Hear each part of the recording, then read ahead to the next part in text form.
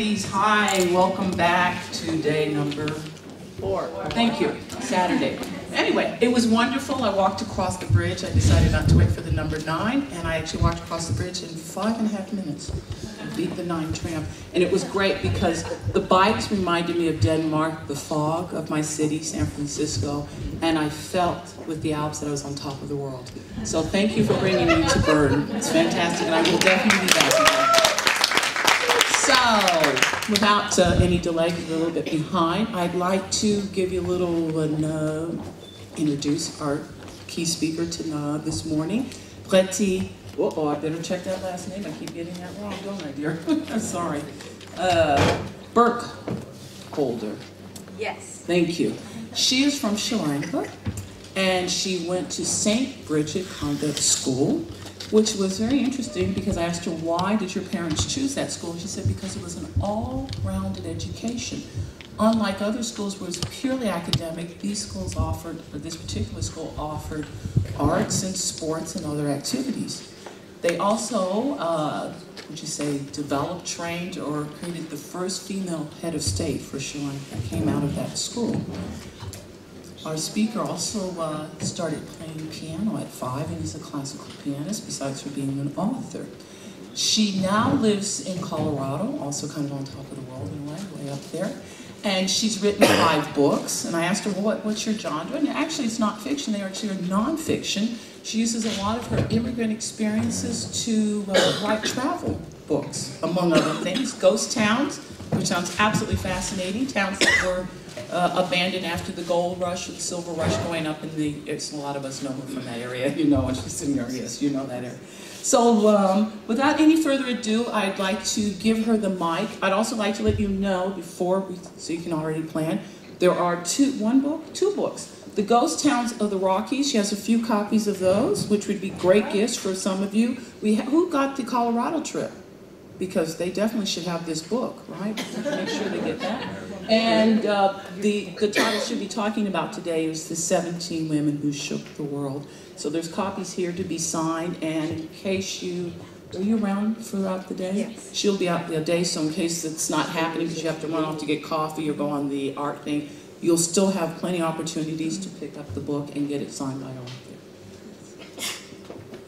Thank you, Clarice, for that warm and welcoming introduction. Thank you. We are here in a timely fashion to celebrate women.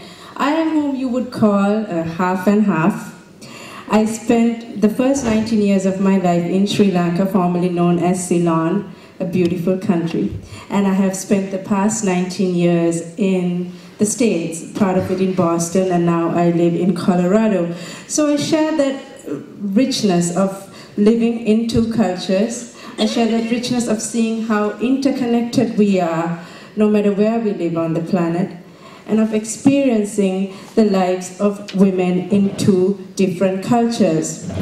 Women, especially in developing countries, experience unimaginable hardships, financial, emotional, physical hardships, and they bear a lot of the family strain in order to move their family forward so that their children may have a brighter future. A few women give up along the way, but the majority pick up after every crushing defeat, and they go on to become champions in their own way. A woman's courage, stamina, and determination is brought out during times of challenge. Eleanor Roosevelt once said, "A woman is like a tea bag.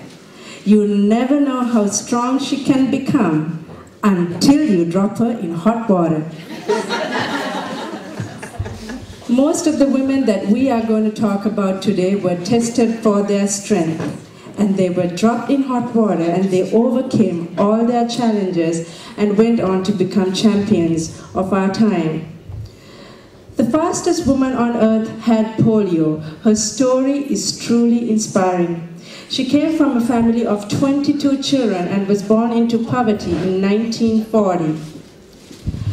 At age 5, she contracted polio. And in those days, anyone who contracted polio either died or were permanently crippled. polio was the world's most dreaded disease, and a cure for it was not found until 1955. Her doctor said she would never be able to walk again. Her mother said she would. She believed her mother. This is the inspiring story of Wilma Rudolph. The sole focus of her childhood were her legs. She would exercise and exercise until she bled, and her mother would constantly massage her legs. What bothered Wilma the most was that the local school would not accept her because she was not able to walk. And soon she started wearing braces and she started to go to school. But school was not a happy place for Wilma. Other children laughed at her and bullied her because she looked funny wearing braces. And while they played basketball, she sat on the bench and watched. Even though the society around her tried to keep her down, she always reminded herself, I believe in me more than anything else in this world. School was not a happy place for Wilma, but church was. And one day during Mass, she did the unthinkable. She removed her braces and she walked into the congregation and everyone turned and looked. The girl with polio was walking. It was a miracle. She was 12 when she was able to walk. From learning how to walk, she learned how to run. Run pretty fast indeed. She went to the 1960 Summer Olympics and won 3 gold medals, a gold medal in the 100-meter dash, a gold medal in the 200-meter dash, and a gold medal in the 400-meter relay race, making her the first woman to win 3 gold medals at a single Olympics. The 1960 Olympics was especially significant because that was the first time the Olympics got international television coverage. Wilma Rudolph was especially inspiring to women because of all the obstacles that she overcame in order to become the fastest woman on earth. From not being able to walk until age 12, by the time she was 20, she became the fastest woman on earth. It was all possible because of one character trait. She believed in herself. She said winning is great, for sure, but if you are really going to do something in life, the secret is learning how to lose. Nobody goes undefeated all the time. If you can pick up after a crushing defeat and go on to win again, you shall become a champion someday.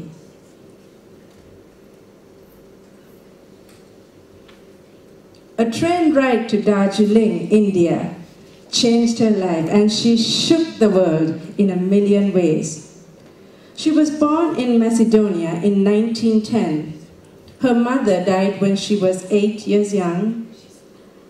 Her father actually died when she was 8, and her mother struggled as a single parent to support the family financially. At age 18, she joined the Sisters of Loreto, an Irish community of nuns with missions in India, and she left her parental home. She would never see her mother for the rest of her life.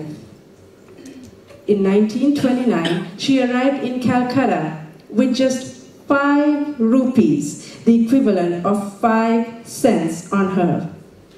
5 cents was more than enough for her, because the greatness of her as a human being was spiritual, not material. On a train ride to Darjeeling, India, to go to a retreat, she had an extraordinary experience of God. She would refer to this as a call within a call to leave her comfortable convent and to venture into the slums of Calcutta. This is the inspiring story of Mother Teresa. Mother Teresa created her own dress. Can someone tell me what this attire might be called?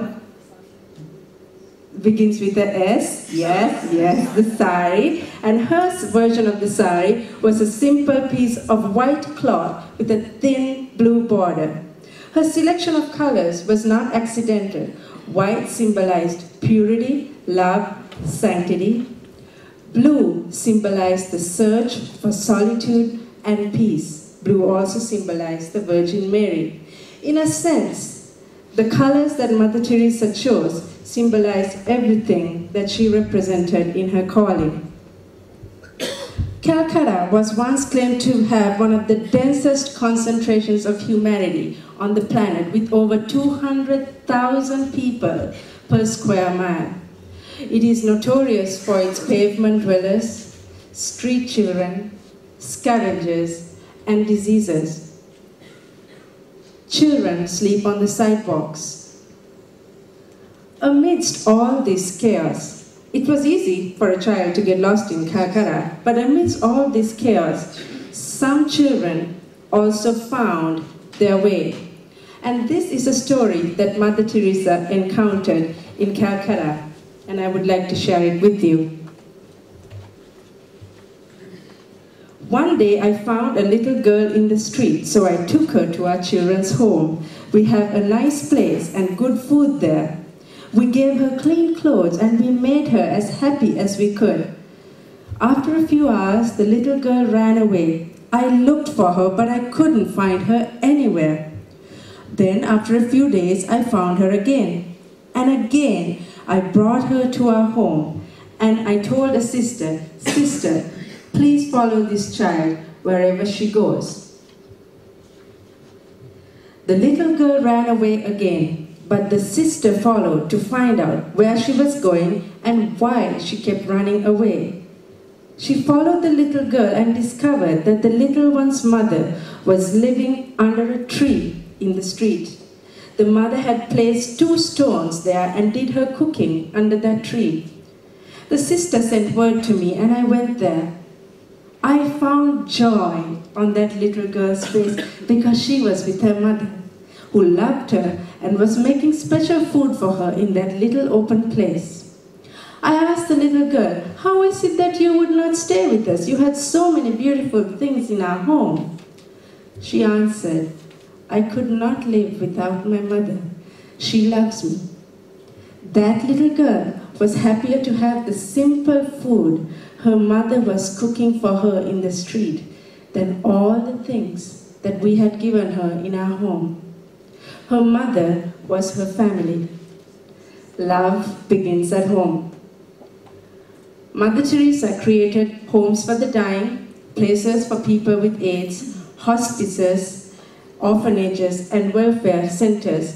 She touched the lives of untouchables in India. She loved children deeply. She said, "A child is a gift of God. If you do not want him, give him to me." She picked up newborns abandoned in sewers, dumped on the street, and children, orphan children. Mother Teresa established over 3,000 orphanages throughout the world, and a few of these are in Sri Lanka, the country that I lived in for 19 years. And every time I visit Sri Lanka, I make it a point to visit some of her orphanages. And there have been very few times in my life where I have offered money to someone in need, and they have refused that money. One of those times was when I visited a Mother Teresa orphanage in Sri Lanka. I gave the nun a check, and she gave the check back to me. She said that was Mother Teresa's wish. You see, Mother Teresa did not want me to give a check and satisfy my conscience that I had done my duty. She wanted me to spend time with the poor.